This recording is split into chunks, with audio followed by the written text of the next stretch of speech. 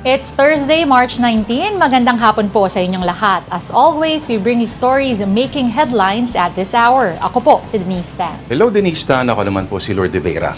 Isang pagbati po sa kakatapos lang na eleksyon sa North Korea, ang tunay na haligi ng demokrasya. At ako, partner, ay nasurpresa sa naging resulta.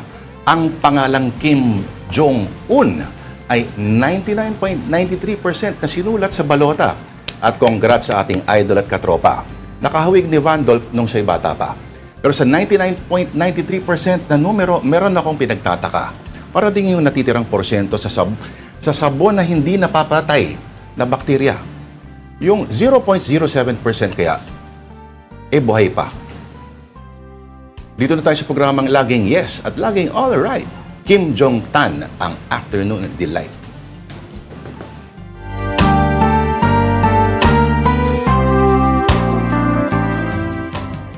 Grabe, no? 0.07%. First time daw nangyari yun. Oo. Sa buong North Korea. Ang malupit pa dyan, makikita mo yung mga pangalan ng mga bumoto daw. Talagang kakaiba. Kaya kailangan mong bumoto talaga ng kung gusto mong magkapamilya pa. Oo. Kasi, Oy, pero meron silang mga sinasabing speculations. Nasaan daw yung 0.7%? Ang sabi nila, yun daw kasi yung mga pwedeng hindi makaboto, yung mga nasa abroad for whatever reasons, mga ganyan. baka naman Hindi talaga, lang daw talaga nakaboto. o baka naman wala lang sa mood.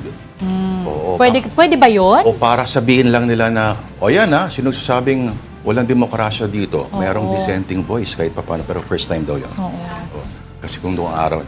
Pero yung mga memes ka na naglalabasan, baka buhay pa kaya sila? Sila pa Oo. ginawang kimchi na. Nako, the fact nga natalikuran mo ang mga statwa dun, bawal. Diba? May ganon? Oo, meron silang rule na gano'n. Tsaka yung mga pictures, when you take photos kung ikaw ay isang turista, dapat daw buo. Hindi pwedeng putol yung paa, katawan. Dapat yung buong imahe talaga. Tama naman yun. Kasi according to composition and photography rules, you should never cut at the limbs. Oh. Pero may punishment kasi. Hindi. Cut at in general. Oh. Pero pag mga Kim ang niyari, ang ganon, Oo. baka itulad rin sa'yo yun. Kung saan mo pinutol pa naman yung Huwag naman sana, no? Ganun ang gagawin sa'yo. Kung tinapyas mo yung ulo dito, medyo masakit yon, partner. Okay, pero ito walang tapyas-tapyas ang problema ngayon sa Pilipinas and sa buong mundo actually. But we move on to our story of the day, or first story rather. As we speak, transport strikes are underway in some parts of the country. Bunsod pa rin yan ng malawakan at nakakapanlambot na taas presyo ng langis. Siyempre, disappointed din ang mga tsuper ng PUV dahil sa laban bawi ng taas pasahe na sana ngayong araw ay meron na nga. Na ako ay naaawa sa mga drivers. Alam ko, sa mga commuter, talagang masakit sa ulo yan. Oo. Pero isipin mo, iniingatan natin yung profits ng mga gas companies. Pero hinahayaan mo lang, pagdating sa driver, barya-barya lang minsan hindi gusto idagdag niyan eh. Hindi nyo pa pagbibigyan. Kumbaga, lahat na ay napagbibigyan ng mga increase. That's right. Pera lamang sila. Ano ang logic dito ng gobyerno? Meron naman silang ayuda eh. Hindi po sapat yun. Actually, meron akong nakitang interview nga na sinasabi, ang hinihingi lang, ang taas presyo nga ay isang piso. Piso nga lang eh. Piso. Sa piso na yon ay tatanggalin pa raw ay yung ayudang makukuha ay 5,000 piso. Pag kinumpute mo sa isang linggo, ay more than half mapupunta sa gasolina. Oo. Totoo yan. Tapos, sa pamamigay pa ng ayuda, may picture pa ng Ano? Transport Group Piston continues its strike in protest of rising fuel prices. And mobile journalist Arles de los Santos joins us live for the latest. Arles, ano ang location mo ngayon at anong nangyayari dyan? Ilang kinita. Lord at Denise, nandito tayo ngayon sa Mabuhay Rotonda dito sa Quezon City. Naku, medyo mahangin lang do. Kabukod sa tirik na tirik yung araw natin dito actually sa region, kung saan nagpapatuloy yung transport strike nga ng grupong Piston at ng Kayan dahil nga daw sa patuloy pa din na hindi pagpapatupad ng taas presyo ng pamasahe sa ating bansa at syempre yung patuloy pa din na pagtaas ng presyo ng petrolyo. Ayon sa kanila, labis yung kanilang pagkadiskrya at yung kanilang pagka-insulto, no? Pagka-insulto at pagka-dismaya, dahil piso na lamang daw sana yung itataas na presyo ng pamasahe, pero naantala pa, no? Matapos nga yan, kanselahin at suspendehin ni Pangulong Bongbong Marcos kahapon. Ayon sa kanila, bakit daw pagdating sa mga super natin sa pamasahe, sa ating maliliit na mga individual, yung bibigyan ng konting ginhawa, bakit daw parang napakahigpit ng samahalan. Samantalang yung mga main players ng ating mga main players ng oil company sa bansa na bilyon-bilyong piso ang kinikita, pwede daw basta-basta magtaas ng nasa 20 to 24 pesos, syempre dahil na rin sa all the regulation law. No? Kaya ang kanilang panawagan, Lord at Denise, kung maaari ay buwagin na yung all the regulation law, gayon din ang VAT at excise tax at yung fuel tax nga na pumipilay daw sa bulsa ng mga kapatid nating mga super. At syempre, no, yung mga computer na araw-araw na pumapasada sa kanilang mga trabaho. Yes. Sorry bago ko tanungin yung next question ko, okay lang ba na pihit ka ng konti ng pwesto kasi parang hindi ko alam kung ano yung parang may napipick up na boses ni Kamodi Floranda habang nagsasalita ka eh. Kaya magka-level lang halos yung volume ninyo. Baka pwedeng either ilapit mo yung mic sa bibig or hanap tayo ng ibang pwesto. Okay, mas okay ba ito, Lord? Hello. Naririnig ko pa rin. Okay.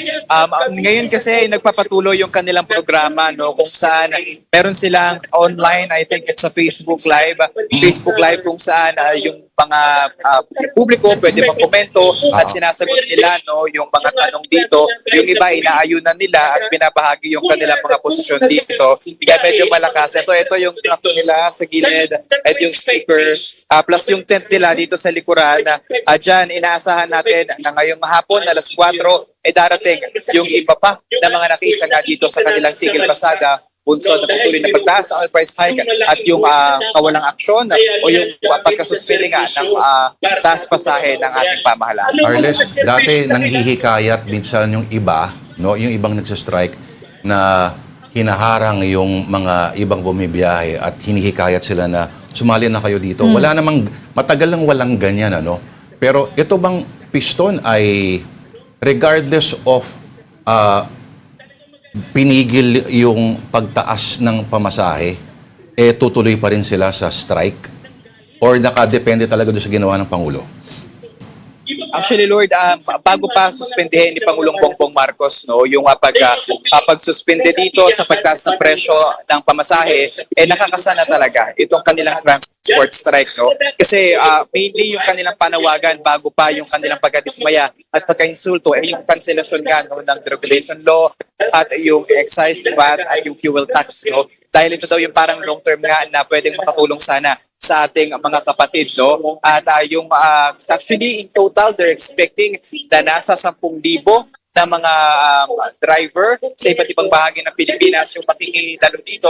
Actually sa bilang natin kanina nasa 17 na mga spots sa NCR yung makikisa, no, still sa group ng Piston, pero meron din sa mga probinsya gaya ng Bacolod, Cebu at Panaya, at magkakaroon din sila ng kilos protesta bukas kung saan maglalakad sila mula rito sa Mabuhay Rotonda hanggang sa paanan ng Medjola para daw mas mailapit at mas mailakas ang kanilang sigaw para nga marinig ang kanilang daing na napuputas sa kanilang bulsa dito sa taas presyo ng petrolyo dahil yung kanilang kinikita dati na nasa 700 pesos to 800 pesos sa partida na 12 hours to 18 hours manilang pagmamaneho, yun daw ay nasa 300. Swerte na raw kung sumangka ito ng 400 o 500 pesos. Arles, reports say also, no, actually hanggang mga nasa 20 strike centers daw yung meron sa Metro Manila. Saan-saan nga ba yan? And hanggang anong oras nga ba expected itong pagtitipo na ito?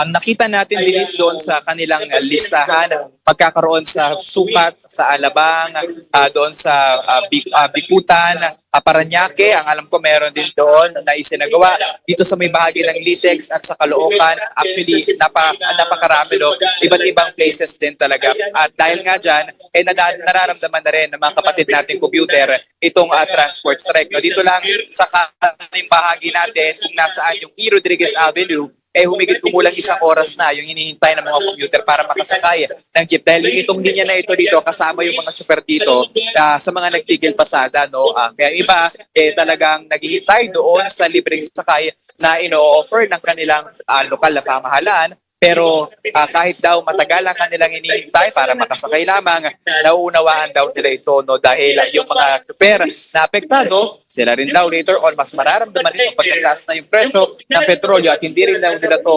masisisi. Dahil ito talaga yung mga super natin, yung diretsyo na nagbabayad ng gas araw-araw sa bawat pasada nila. Okay. Arles, aside from the fare hike na binawi nga kahapon, isa sa panawagan dyan, if you can clear it out, ay yung magkaroon daw ng minimum na 1,200, tama ba? As well as yung pagtatanggal na rin ng VAT. Is that something that they're still pushing for today?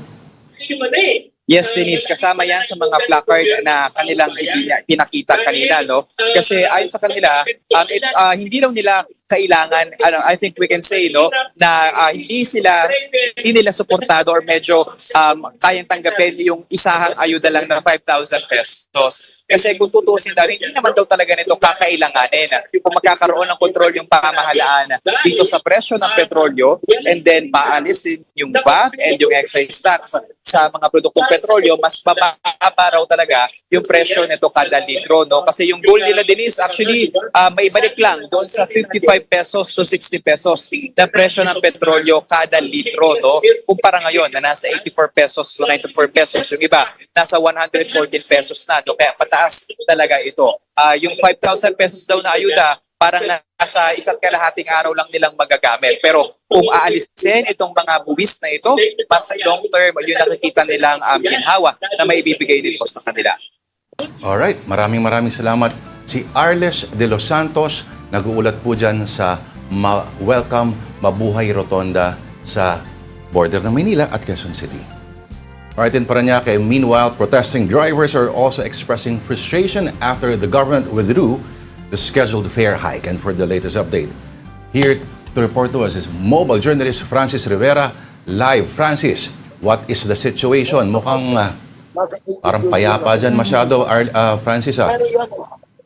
Yes, magandang hapon, Pops Lord and Denise. Actually, ngayon, nagpapahinga muna yung mga kapatid nating tsuper kasi talagang tirik na tirik ang araw kung nakikita nyo sa likuran. Pero kaninang umaga nga, no, alas 6 pa lang o 6 a.m. pa lang ng umaga ay nag-umpisa na nga yung kanilang programa. Tatapos yan siguro mga around 9 a.m. kanina.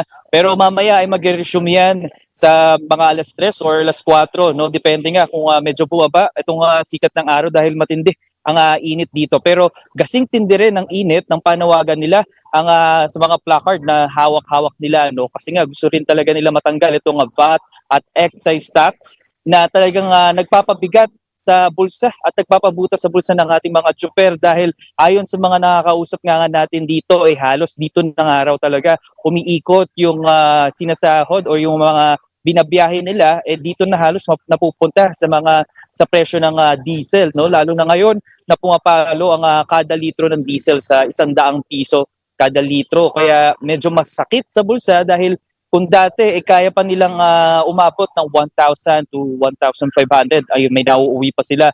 Ngayon daw halos wala na at 500 pesos, minsan mababa pa sa 500 pesos ang kada biyahe o 5 biyahe na yan sa isang araw, Pops Lord. Oh. Okay, Francis, meron bang alternative transportation? Anong klaseng assistance yung binibigay dyan para sa mga commuters natin? At enough naman ba? Yes, Denise, actually yung nagkilos protesta lang naman ngayon ay ang grupong Piston, ano? At meron pang mga ibang transport group dito katulad ng ACTO kung saan patuloy din silang bumabiyahe.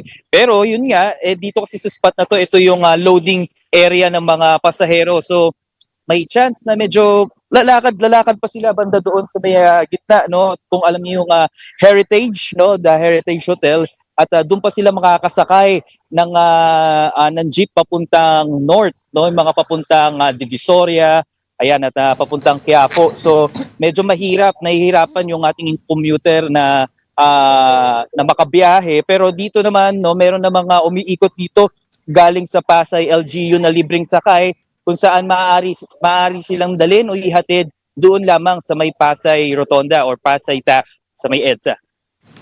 Alright, maraming salamat sa iyong ulat, ang ating mobile journalist, Francis Rivera. Here now is a quick rundown of some stories on One News. The Philippine peso breached the 60 to the dollar mark in early Thursday trading, hitting a new record low of 60.4. This surpassed its previous record low of 59.87 set on March 16, as well as the day's intraday low of 59.95. Agriculture Secretary Francisco Tiu Laurel has filed cyber libel complaints against lawyer Levito Baligod, former lawmaker Zaldi Co, and 18 ex-Marines over allegations linking him to a cash delivery scheme. Tiu Laurel denied the claims as purely fiction, saying he does not know the Marines and has not lived in the alleged location since 2018. He urged those involved to tell the truth. And House Speaker Boji D blasted the Department of Budget and Management over alleged delays in the release of funds for infrastructure projects. D warned that budgets are useless if funds do not reach the public on time. He urged the agency to act faster in implementing programs. For its part, the DBM denied the allegations, saying fund releases depend on requests from implementing agencies and must follow existing rules. Now on to our stories. The distribution of financial assistance continues for tricycle drivers affected by high fuel prices. And for the latest, kasama po natin ang best friend natin ng News 5. Correspondent po natin, Mon Gualvez, joining us live from Batasan Hills in Quezon City. Mon, dyan din nung isang araw, di ba? At so far, ilang libong mga tsuper na ba ang naabotan ng DSWD? Mula doon sa target na 139,000. Hi Lord, hi Denise. Actually wala pang current number, yung updated kung gaano karami na yung napamahagian ng 5,000 pesos na cash assistance para sa mga tricycle drivers. Pero initially, nung first day, nasa 41,000 plus na ang naabot no, sa buong NCR. We just don't have an information kung kailan yung kahapon. But probably dumoble na ito para nga sumakto ngayong third day na maabot yung 139,000. Ang problema dito sa nangyayaring huling araw na pamamahagi nga ng ayuda sa mga tricycle driver, marami pa rin ang hindi pa rin nakakakuha ng cash assistance. Halos dumoble ulit yung bilang ng mga benepisyaryo sa huling araw. Hindi dahil humahabol sila, kundi dahil sila yung mga nawala sa listahan nung Martes at kahapon at ngayon sinabihan na bumalik. Unfortunately, pagbalik nila, wala pa rin ang kanilang mga pangalan sa listahan. May ilan na mga nakalusot at sumakses ngayong Huwebes, pero marami pa rin ang talagang hindi nakakuha ng ayuda, talagang umuwi pa rin ng luhaan. Ang paliwanag ng lokal na pamahalaan ng Quezon City, lumalabas daw na out of more than 7,000 names na kanilang isinumite na inihabol para nga maayos yung mga so-called no, na for compliance, almost 3,000 dito ang lumalabas na may duplication. Duplication sa ibang TODA or sa ibang LGU. And so ito yung mga inaayos ulit ngayon at kani-kanina lamang nakausap natin yung pinaka-head ng SSTD dito sa Quezon City at sinasabi niya na itutuloy daw nila ang pamamahagi ng ayuda dito sa mga for compliance na mga tricycle drivers until tomorrow, kahit holiday. So, bigyan ko lang kayo ng konting situationer dito. Pinakikita ninyo ng mga bakanting upuan, dyan yung mismong payout.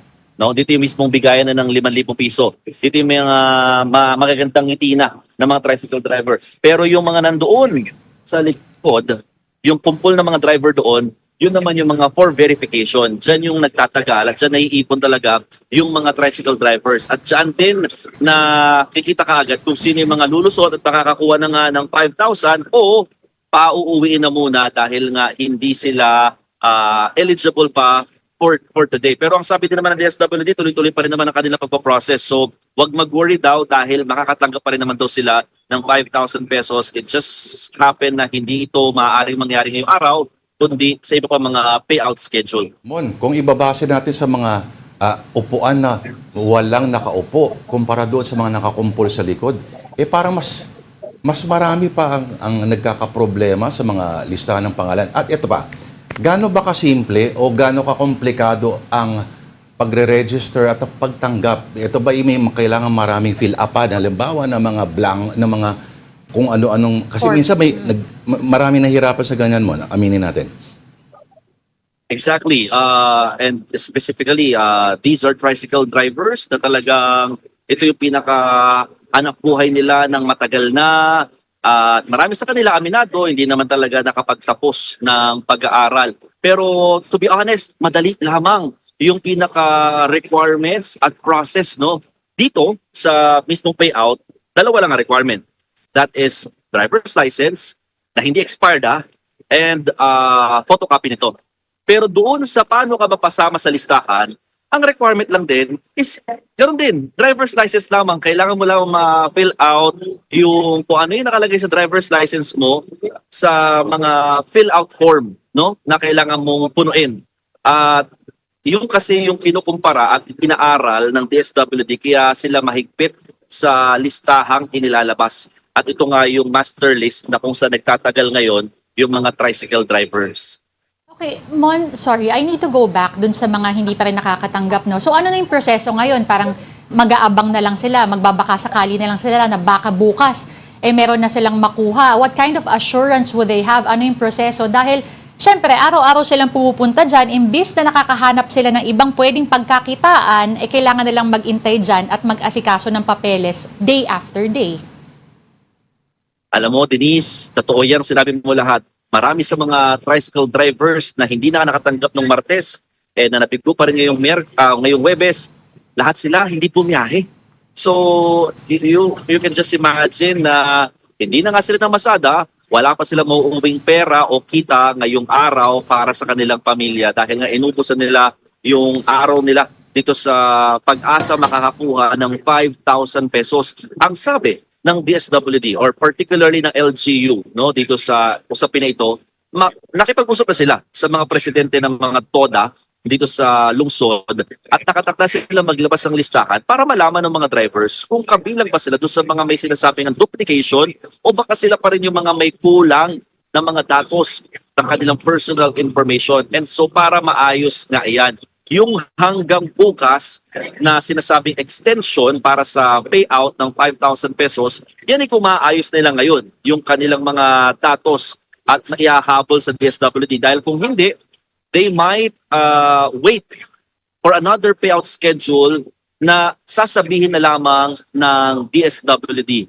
Kung kailan, hindi pa alam. Dahil next week, ibang transport group na yung magkakaroon ng payout. These are TNVS drivers, jeepney drivers, motorcycle taxi riders, and even yung mga delivery service riders. Wait, so Mon, yung mga tricycle drivers yan, mula saan-saan pa galing sila? Puro Quezon City lang ba sila? O yung mga TODA na yan? O mula sa iba-ibang bahagi na ng Metro Manila? Well, here in Quezon City, they have 6 payout sites. At itong Batasan Hills ang isa sa mga pinakamalaki dahil nandito yata ang pinakamalaking TODA, no, yung Batasan TODA. So marami dito, hindi lang taga Batasan, may mga taga Commonwealth, Litex, Payatas, pero mga nearby areas lang. Pero well, yung iba, you need to commute kahit paano kasi hindi pwede mag-tricycle. Hindi pwede nilang dalhin yung tricycle nila dito sa area.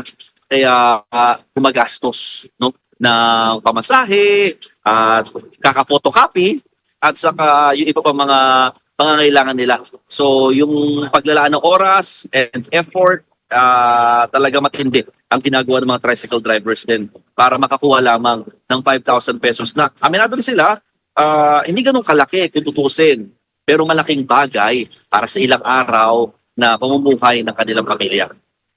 Oo. Alright. So hanggang ano oras, Mon? At bukas ba meron pang payout? Today, they will wait and they will process all these drivers na nasa linya pa until 5 p.m.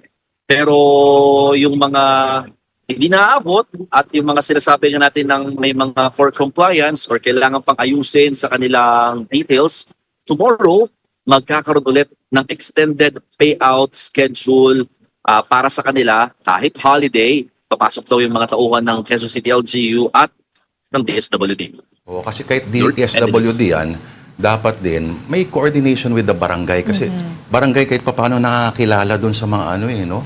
Di ba, Mon? Pero Mon, maraming salamat sa iyong ulat. Hindi na kita tatanungin kung may ano pang mga larawan ng nasa likuran. Salamat sa iyo, ang ating News 5 correspondent, Mon Gualvez. Partner, tindi, no? Naalala ko yung, siguro ng panahon mo, yung of course, unfair naman i-compare yung enrollment, ano? Pero nung araw, wala pang yung mga computer. Komplikado rin. May mga pangalan mention wala. Pero isipin mo to, kabuhayan nila nakadepende dyan talaga. Hindi, tsaka mahirap, sorry I know we have to, pero mahirap yung sinasabi ni mo na paano kung today may problema ulit, tas bukas hindi pa rin maayos. Correct. Tas walang fixed schedule kung kailan pwedeng makuha yung assistance. Maraming problema. Oo. Oo. Ay nako, yung barangay dapat papasok dyan. Time out muna, marami pa kaming kwento sa inyo. Tulad po nitong global headlines from the Associated Press. Magbabalik ang Afternoon Delight. This is AP News Minute. Mark Wayne Mullen, the White House pick for Homeland Security Secretary, said he would be a steady hand for a department roiled by controversy under Kristi Noem. Mullen appeared Wednesday for his confirmation hearing, focusing on President Trump's push for mass deportations. Iran says Israel attacked its South Pars gas field, the world's largest, which it shares with Qatar. The facilities near Asaluya were ablaze, and Iran vowed retaliation against energy facilities in other Gulf countries. U.S. stocks sank as rising oil prices raised concerns about inflation worsened by the ongoing Iran crisis. Brent crude, the international standard, is nearly $110 a barrel, while benchmark U.S. crude is almost $98 a barrel. Afghanistan and Pakistan called a temporary ceasefire for Eid al-Fitr after requests from Saudi Arabia, Turkey, and Qatar. This follows a Pakistan airstrike on a Kabul drug rehabilitation hospital, which killed hundreds, prompting a mass funeral, officials say.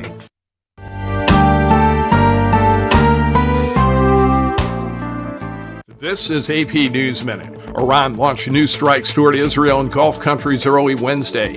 Israeli medical services say 2 people were killed east of Tel Aviv. Air defenses in Saudi Arabia, Kuwait, and other Arab countries intercepted Iranian missiles and drones. The Iranian attacks follow an Israeli strike that killed 2 senior Iranian security officials. One of them, Ali Arajani, was widely believed to be running the country since its supreme leader was killed. A House committee subpoenaed Attorney General Pam Bondi in the Jeffrey Epstein sex trafficking investigation. She was ordered to appear next month for questions about the Justice Department's handling of millions of files. And Illinois Lieutenant Governor Juliana Stratton won the state's Democratic U.S. Senate nomination. She'll face former state Republican Party Chair Don Tracy in November. Alright, this is still Afternoon Delight on One News. Ako po, si Lourdes Vera. At ako naman po si Denise Tan. Magandang hapon pong muli. Or kahit daw na-defer ang implementation ng fare hike, President Marcos is still pushing to increase financial assistance for transport workers. He also reiterated that government is exploring ways to lower food prices with enough supply. Details of said relief plan from our Mojo in Malacanang, Julie Baiza. Julie, magandang hapon sa iyo. Magandang hapon, Lord Denise. Tiniyak nga ni Pangulong Bongbong Marcos sa pagharap kanina sa media sa Bataan na patuloy na bibigyan ng tulong at dadagdagan pang subsidy para sa mga manggagawa sa sektor ng transportasyon. Sa gitna nga yan ng ikinasang tigil pasada ng mga tsuper ng jeepney ngayong araw para idaing yung pagsirit ng mataas na presyo ng produktong petrolyo kasabay pa ng naunang suspensyon ng Pangulo sa fare hike na sana ipatutupad nga ngayong araw. Ayon kay PBBM, alam naman daw niya na kailangan ng transport sector ng mga transport workers ng tulong at marami rin daw kasing inaasahang magbabiyahe lalo na ngayong paparating yung Holy Week. Kaya daw hindi naman sila tumitigil sa pagkilos para sa kanila. Ang sabi pa ng Pangulo, kailangan nga hindi lang para sa mga driver kundi para sa mga commuter na masiguro na makakasama raw ng mga kababayan natin yung kanilang pamilya sa darating na Holy Week. Aminado naman si PBBM na tali yung kamay niya pagdating sa presyo nga ng pagtaas ng presyo ng langis. Pero kung ang pag-uusapan naman daw ay yung presyo ng pagkain, sa ngayon daw patuloy naman yung paghahanap nila ng mga paraan para mapababa yung presyo ng pagkain. Pati pala yung paghahanap ng alternatibong oil resources, kahapon kung maaalala nyo, sinabi na rin ng Pangulo na normal daw yung sitwasyon sa kasalukuyan. Umikot siya sa isang palengke kahapon sa San Juan City at sinabi niya na normal at hindi pa naman masyadong tumataas yung mga presyo ng mga bilihin doon. Sanay siyang mamalengke kasi kaya alam niya yung mga presyo. Pero Julie, eto. Actually, kasama nga niya kahapon si DA Secretary Francisco Tiu Laurel. So sabi namin, kasi before that, of course, nakaikot naman tayo and nakita naman natin and nasabi ng mga tindera na tumaas, let's say, by 10 pesos to 20 pesos yung ibang mga bilihin. So hindi namin alam, parang hindi pa ba siya considered as tumaas dahil hindi naman ganun kalaki kumbaga yung itinalon. Uy, malaki yun sa Oo. ordinaryong Pilipino, ang dagdag na 10 piso sa kada paniwalaan natin siya. Pero Julie, ano tong sinasabi ng Pangulo na hindi niya raw alam kung kailan gagamitin? Yes. Itong minadali na kapangyarihan na binigay sa kanya ng both chambers of Congress. Anong kalokohan ito? Anong ibig sabihin nun, Julie? Ask him for a friend. Ang sabi niya kasi kahapon, nakadepende pa raw yan sa magiging sitwasyon. Yun yung sinagot niya nung tinanong namin siya dahil nga kahapon pumasa na sa both houses, sa Kamara at saka sa Senado. Yung panukalang magbibigay nga sa kanya ng kapangyarihang suspendihin yung excise tax on fuel products. Ang sabi ni PBBM, depende sa sitwasyon. Ngayon daw kasi nag-a-adjust pa lang naman tayo. So hindi pa niya nakikita na kailangan ng gamitin yung kapangyarihan na yun kahit na siya mismo yung humiling or nag-certify as urgent doon sa panukala. Eto, Julie, maiba ako. Ay, actually, related, May reaction ba ang palasyo doon naman sa komento ni Senator Amy na nakakalito nga daw, tapos ginulo daw sila Sa hanggang... GC. Oo, wala daw Yeah. bang GC? Oo. Nakita nga natin yun, hiningan na rin namin ng komento pero wala pang sagot sa ngayon ang palasyo. Hindi rin kasi humarap, wala pang briefing ngayon si Yusek Claire. Si Pangulo din kasi sunod-sunod yung events today. Ngayon, meron siyang possible na pagsalubong sa mga OFWs mula naman sa UAE. Teka, wala akong masabi dun sa na yun, Oo. Julie Baiza, may tanong ka ba kay Julie? Okay na, Julie. Gusto ko lang malaman anong reaction nila dahil madami ang nalilito. Ito yung reaction Wala ko. pa, wala sige. pa. Oo.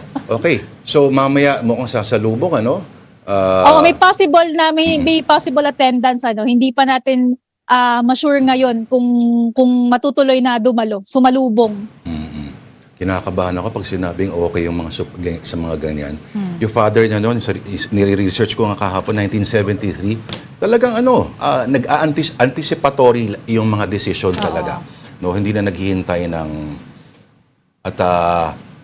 in place yung mga bagay-bagay kasi bagay martial law kasi noon eh. Anyway, sana hindi magkaroon ng idea ang ibang tao. Maraming salamat ang ating mojo sa Malacanang, Julie Baiza. Thanks, Julie. And we also give you a quick look at stories from our media partners. On the Philippine Star, 3 malversation cases against SYMS Construction Trading have been transferred from Bulacan Courts to Quezon City Regional Trial Court Branch 79.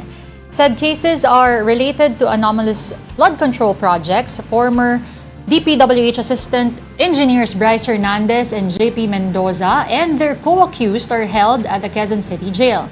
Excluded from the case are SYMS contractor Sally Santos and former DPWH engineer Henry Alcantara, who have been admitted as state witnesses. Meantime, Business World total vehicle sales in the Philippines dropped by 8.5% year-on-year in February, while sales of electric vehicles including hybrids and battery EVs surged by 70.6%. High fuel prices are tighter household budgets are expected to continue weighing on the traditional automotive market. Now, for more details of these stories, you can visit the social media pages of the Philippine Star and Business World. Do check out as well the social media platforms of One News PH for the very latest news. Hindi ako magugulat kung next year ay may coding na para sa mga EV at sa mga hybrid. Lahat-lahat na talaga, damay-damay na. But okay. Moving on, we go to Cebu, where Piston Cebu claims success for its part in the nationwide Tigil Pasada, petitioning government to scrap the oil deregulation law and to junk all fuel taxes. Meanwhile, Cebu officials host an environment summit to find solutions to the province's waste dilemma. Details from our man in Cebu, Dale Israel. Dale? Ngayong hapon, Lord and Denise. Yes, a two-day transport strike is underway here in Cebu City, organized by Piston Cebu as drivers protest the continuous rise in fuel prices over the past 2 weeks. The strike is part of a nationwide call by Piston from March 19 to 20, aiming to paralyze major transport routes and draw attention to the struggles of jeepney drivers. And here in Metro Cebu, transport operations have been significantly affected, with estimated disruptions reaching 60 to 85%, especially along key routes such as Lahug, Talamban, and Colon. Higher impact was also reported in the routes from Maricondon to Cordova, Ayala to Mandaue, and Consolacion, where up to 85% of public transport was paralyzed. That's according to Piston Cebu. These are numbers given by Piston Cebu, but as per our observation and checking on the ground, there is minimal participation of PUJ drivers from both the modern and traditional jeeps. We tried riding PUJs and we did not have any problem getting a ride at around 10 o'clock. That's around 10 o'clock this morning. Spoke to one of the participating drivers, Macario Marata, who flies the 17B route to Lahug. He said, due to the high fuel cost, he can no longer bring home enough money for his family and has not received any financial assistance from the government. Another driver, Carlos Seno, also said that he also is driving 17B route. Showed us a receipt of his fuel expenses yesterday amounting to around 2,000 pesos. He said that before the price hikes, he could take home about 1,000 pesos but daily. But now, that has dropped to around 300 pesos only, making it difficult to support his family. Both drivers stressed that their participation in the strike was voluntary, driven by the current economic situation.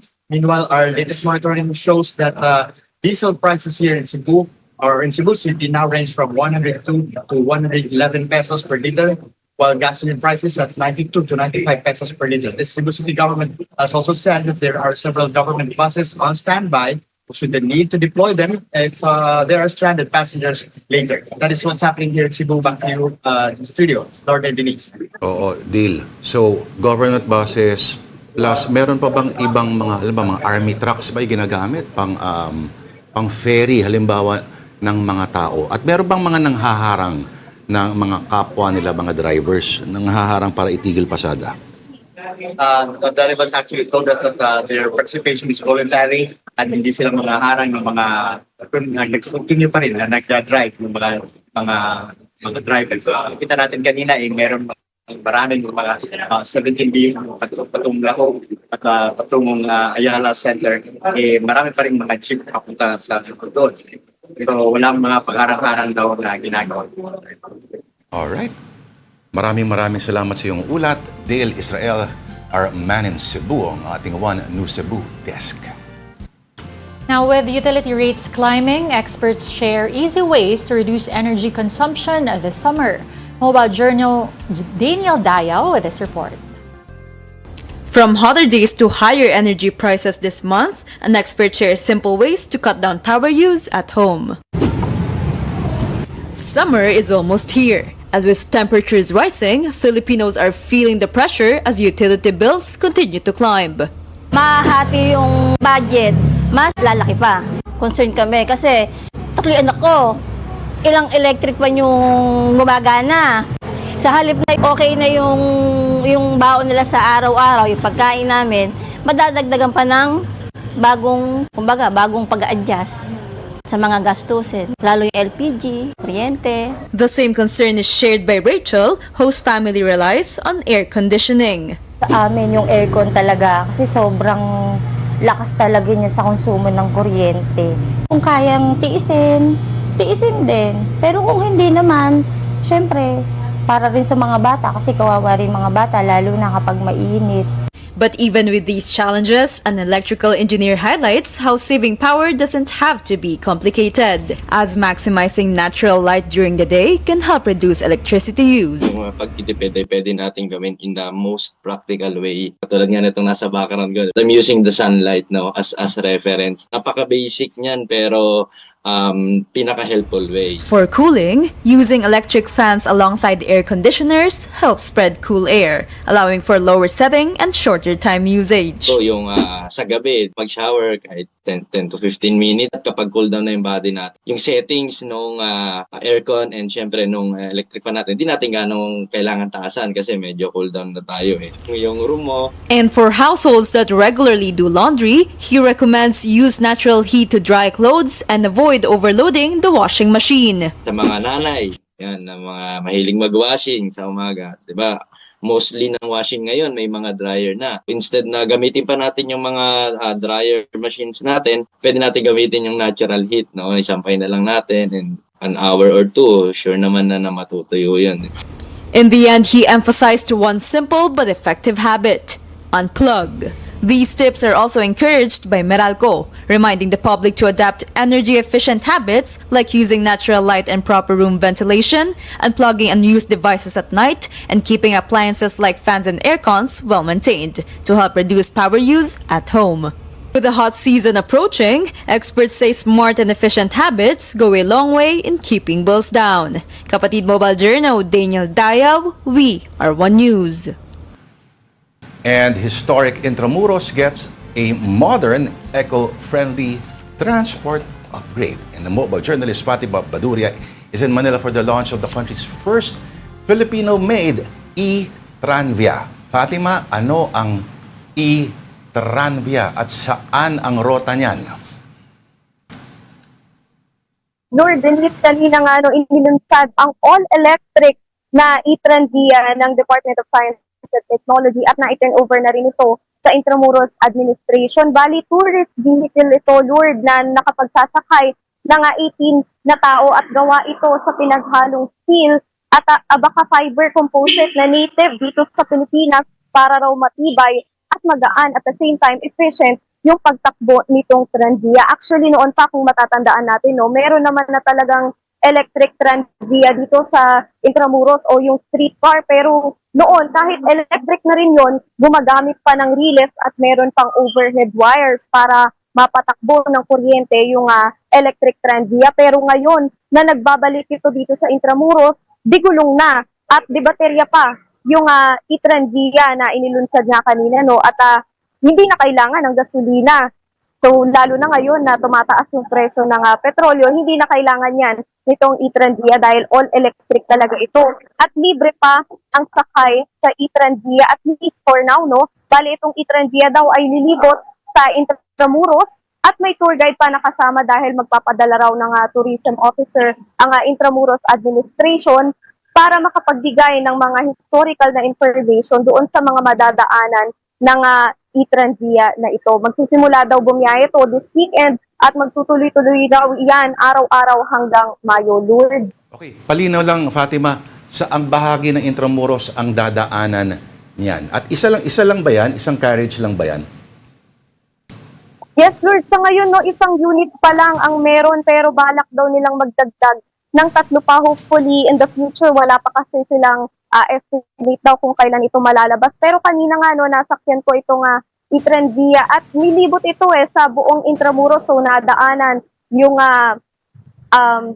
San Agustin Church, yung Plaza Roma. So, syempre, nadaanan na rin yung Ayuntamiento, yung Marble Palace, yung Manila Cathedral. So, nailibot siya talaga sa kabuuan itong Intramuros kanina, Lord. Anyway, medyo maliit lang naman ito. Although yung mismong tatahakin niya for the public ay aabangan pa natin yung announcement pati yung kung anong oras ito talaga babiyahe, no? Dahil i-announce pa raw yan ng Intramuros Administration. Oo. Fatima, hindi ba medyo problematic yan kapag dumaan siya sa yung kali kasi sa tapat ng San Agustin Church ay cobblestone. Hindi ba parang sa lahat na nagbibisikleta dyan, medyo masakit si Junior pagkatapos, ano? So, yung may alog factor ba halimbawa doon sa Tranvia pag dumadaan sa mga cobblestone streets? Kanina, Lord, hindi naman masyadong maalog, no? So, okay rin naman yung pagdaloy nitong e-Tranvia kanina, Lord. Ba? Alam mo kasi once upon a time, May tranvia talaga nang nagtatraverse talaga sa may Kamaynilaan. Umaabot pa ng Sampaloc yan. Nasira lang nung World War II. At ang nag-ooperate dati niyan, walaan mo kung sino. A little company called Meralco. So, abangan natin yan. Ang ganda ng humahangin-hangin pa yung buhok ni Fatima Baduria. Alright, maraming salamat sa iyo, ang ating Mojo. Si Fatima Baduria, reporting live from Intramuros in Manila. And this is still Afternoon Delight on One News. We just need to pause for another break. We'll be right back.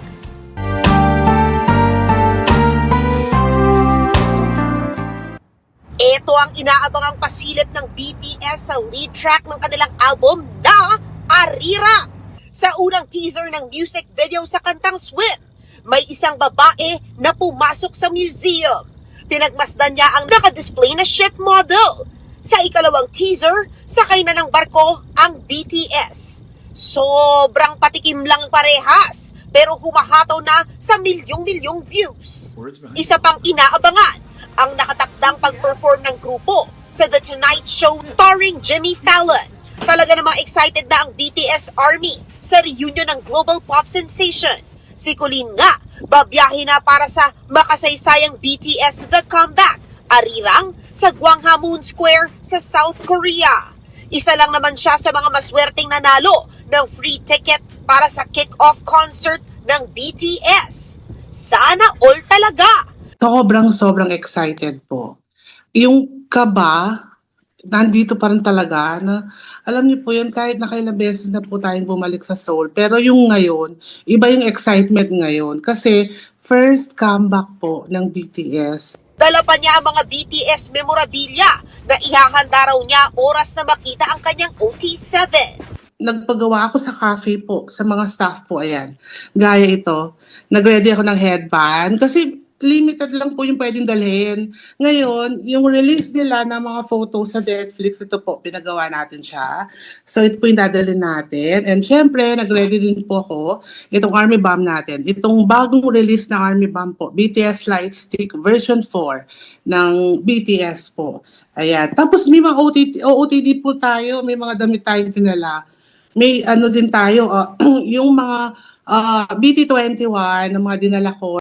Kahit personal na dadalo si Colleen, hindi niya nakakalimutan ang mga fellow Philo Army niya sa Pampanga. Nag-organize pa siya ng watch party sa kanilang cafe na hango sa tema ng BTS. Marami ring nakahandang watch party at activations ang Philo BTS Army mula sa iba't ibang lugar sa bansa.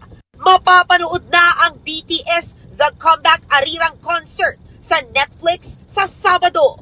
Meron ding inilagay na mga photo booth pop-up ang mga streaming application sa iba't ibang lugar para ma-enjoy ng mga BTS Army. At tulad po ng BTS, nagbabalik pa rin po ang Afternoon Delight. Magandang hapon po sa inyong lahat muli at napatalina naman kasama ko dito dahil ang ating Delight of the Day na kakanin ay... Kutsinta! Yun, no?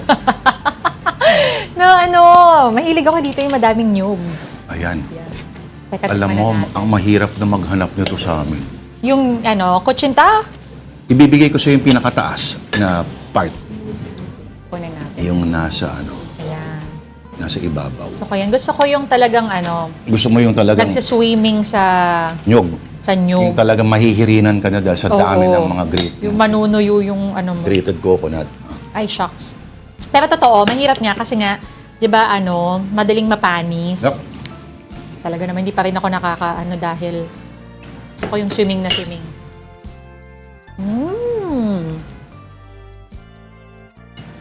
Brings you back, doesn't it? Teka lang, pasubo pa ulit lang. Okay. Stories now on social media. We have a BTS-related story as a countdown to the group's comeback concert begins. So, okay. First, second official teaser for their song Swim is out. Another update is a BTS Lightstick prices surge. So, yung kanina, yung ini-interview, yung pinakita natin sa feature, may hawak siya, diba? Yun yung lightstick nila. Usually daw, online, that goes for around 2,000 pesos. Pero ngayon... May mga nag-hoard raw eh. Oo, tas binibent na siya for as much as 4,000 to 13,000 pesos. Grabe. I'm sure may bibili niyan. Kasi walang ibang way para express mo yung love mo sa paborito mong grupo than merchandise. Pero, ewan ko medyo matagal na ako hindi naka-attend ng concert. Yung light stick kasi, yung light stick na uso dati sa mga rave yan eh. Ang alam ko yung ganun, yung ginagawang bracelet. Kasama rin yun. Oo. Yung mga neon na may mga glow in the dark. Yung mga light stick dati ay, sabihin natin na pag nasa rave ka at nakikinig ka ng yung tuloy-tuloy na techno music, habang ginagalaw-galaw ng mga tao yung ilaw kasi, parang, may tinatawag silang MDMA na chemical na bagay sa pagkilos sa mga ganong ilaw na parang nagbe-blend. At nakakaramdam ka ng peace, love, and unity, and rave. Blur. Hindi rave yung R. Pero yun, kasama yun, ano? Pero ngayon, of course, nagkaroon na ng, well, alam natin ang orig na light stick ay lighter. Diba? Sa mga concert. Mga concert, oo. O, pag mga ballads na, ganun Pero kasi sila. safety issue yun eh, di ba? Oo, kasi baka masunog mo yung buhok ng addict sa harap. Ang ganun. Pero, once upon a time, nakita ko rin yung mga cellphone, ginagawang light stick. Oo. Like yung flashlight, oo, Yung flashlight. tama. Pero ito kasi is their way of supporting their favorite Yes. K-pop group nga, itong BTS. Pero grabe, no, yung presyo, 13,000. Halos lahat pala sila may mga kanya-kanyang mga versions ng light stick. Oh! Yung Blackpink meron din. I wonder kung magkano yung mga ganyan, ano. Pero if it makes you happy at afford naman, At pinaghirapan mo, o pinaghirapan mo, wala kang tinapakang ibang tao, why not, di ba? yung paboritong hirit na ng mga magulang. Sana pagkain nilang binili mo dyan. Parang gusto mo sabihin na, hindi ho lahat. Tita, hindi ho lahat para sa pagkain. Kaya kayo, Teka lang. Okay, ito na lang. Her next story is TBA Studios announced limited runs for the Bayaniverse trilogy. Yes. General Luna, Goyo, and Quezon. So ticket price will be at 150 pesos. ang laking bagay niyan, partner. in some SM cinemas from March 25 to 31. Excuse me. Believe it or not, baka magulat ka kung magkano ng presyo ng sining ngayon. Actually, Tutumba ka talaga. Oo. At syempre, alam naman natin, ito na pag-usapan na natin dati pag manonood kang sine, kasama dyan yung merienda, yung inumin mo pag manonood ka. So, mahal na talaga magastos ng manood ng sine ngayon. And this is a great opportunity for everybody to see these movies kung hindi nyo pa napapanood. Or kung gusto nyo lang ulitin, why not? Diba? Kasi, Pwede naman. kada pelikulang pinapanood mo, may bago kang, lalo na yung mga magagandang pelikula, may mga layers. Yung repeated viewing mo, every viewing is a totally new experience. May nakikita ka mga nuances na hindi mo nakita the first time. Oo, may mga mapapansin ka. Oo. At sa 150, panalo na yan. Manood kayo ng mga barkada ninyo kasi, kakatok na sa 1,000 yung presyo ng mga ticket. Tsaka grabe, 150, presyo na lang ng kape ngayon yan, ano? Mas mahal pa nga. Mas mahal pa nga yung kape sa yung iba, kape. nagugulat din ako eh. Eto, kinikwentuhan ka pa niya tungkol sa iyong nakaraan. No? At pinoportray yung mga karakter na napag-aaralan lang natin yung mga bayani bilang mga human beings. No? Na may frailty rin sila at hindi sila perpekto. At kung paano nag-add up lahat yan sa overall narrative ng bayang ito. Okay. And I thank you. Again, March 25 to 31 po yan, okay? Just Opo. 150 pesos. So, ang gawin ninyo, pag manonood kayo ng sine, magbaon na lang po kayo ng Tupperware na punong-puno ng kanin. Why not? Di ba? Ay, tsaka tubig, sorry. Tubong lugaw kasi yung mga drink sa, kahit saan. So, baon na lang kayo ng tubig. Uso No? naman yung mga tumblers ngayon eh. Tubig at ako, hindi tubig binabaon ko minsan eh. Juice. Oo. Sa Juice. malamig, kung ano Sa man flask. yan. Juice ang nilalagay ko doon. Kahit anong lalagyan, pwede naman. Okay, sige, batiin na natin lahat ng nanonood sa Afternoon Delight via live streaming on Facebook, YouTube, at pati na rin po sa TikTok. Sa weekend nga manonood ako ng yung Bayaniverse yan, magdadala ako ng binagoongang baboy. Oo. Anong dessert mo? At magkakamay kami ng tropa ko. Ah, Dessert? Durian. Todo mo Durian. na. Oo, at saka yan. Oo. Doon kami magkukudkud ng niyog sa gitna ng sinihan. O batiin natin. Pagbibigyan kita para magamit mo yung non-premium YouTube account mo. Ay. Ito hindi ko kailangan ng premium account. Tito Radel, Tita Jane Katapia, hello po. Alex Fuentes watching us, as well as Digital Womp Womp. Marion Laja, syempre, watching from Burbank, California.